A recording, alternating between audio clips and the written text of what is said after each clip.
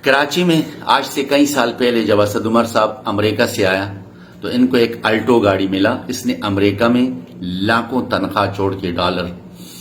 ان سے کسی نے سوال کیا کہ اسد عمر صاحب آپ کیوں؟ اس نے کہا کہ ملک کے لیے کچھ دینا چاہیے. اس کے بعد اسد عمر صاحب سے پہلی ملاقات پی این ای سی بلڈنگ میں پارکنگ میں ہوا.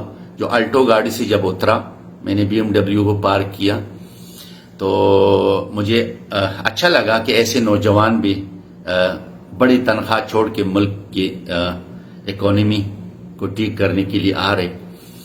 اتفاقاً اسد عمر صاحب کے ساتھ 22 سال سے جو تعلق تھا اس میں سے ایک واقعہ میں سناتا ہوں.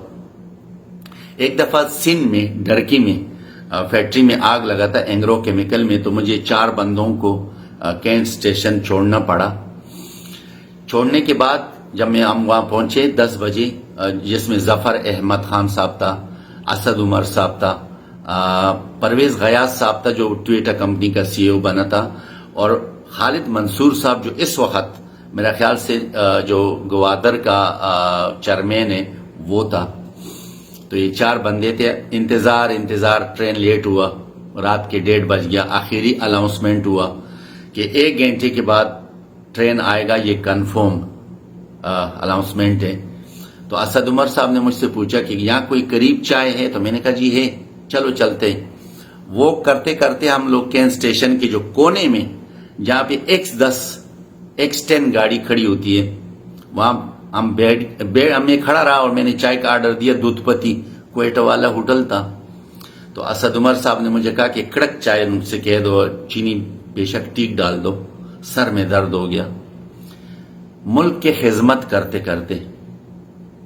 بہرحال یہ تینوں بیٹھ گیا اور میں کھڑا رہا. تو اسد عمر صاحب نے کہا نہیں تم آ جاؤ یہاں ہمارے پاس بیٹھ جاؤ. میں نے کہا جی جگہ نہیں ہے. اس نے کہا نہیں تم یہاں بیٹھ جاؤ میرے پاس. اس نے مجھے جگہ دی اور اپنے پاس بیٹھایا اور میری پیٹھ پہ ایسے پیچھے سے ہاتھ ڈالا کہ گر نہ جانا. تو مجھے اس وقت دل میں تھوڑا سے وہ ہوا کہ میں نے کہا کاش ایسے لوگ ہمارے ملک کے پولیٹکس میں آئیں, کاش ایسے لوگ ہمارے ملک کی سیاست میں آئیں. تو میں نے بیٹھے بیٹھے سوال کر دیا. میں نے کہا اسد عمر صاحب کبھی ریٹائر جب ہو جاؤ تو سیاست کی طرف ارادہ ہے؟ تو آپ نے کہا جی ہاں بالکل ہے. کیوں؟ تم نے کیوں یہ سوال کیا؟ میں نے کہا اسد عمر صاحب آپ غریبوں کے ساتھ اور آپ کا اتنا اچھا سوچ ہے. میں نے جس گلاس میں پانی پیا آپ نے کہا پانی مجھے دے دو. یہ بات میں اس لیے کر رہا ہوں کہ اسد عمر صاحب نے کہا میں ضرور آؤں گا اور انشاءاللہ اس ملک کے لیے قربانی دوں گا. تو آج اسد عمر صاحب کی قربانی جو اس کا سوچ تھا وہ دفن ہو گیا. کہنے کا مطلب یہ ہے کہ پتہ نہیں کتنا لاکھ تنخواہ چھوڑ کے B M W, Mercedes, guard, driver سب کو چھوڑ کے 71,000 تنخواہ پہ جانے والا شخص اگر مجبور ہو جائے سیاست سے خیرآباد تو اچھے لوگ کدھر آئے گے؟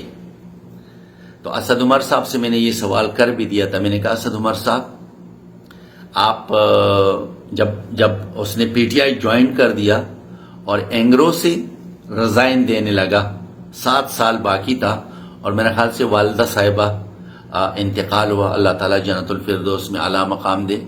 تو میں گیا تھا اس کے گھر پہ اور میں نے پوچھا, میں نے کہا اسد عمر صاحب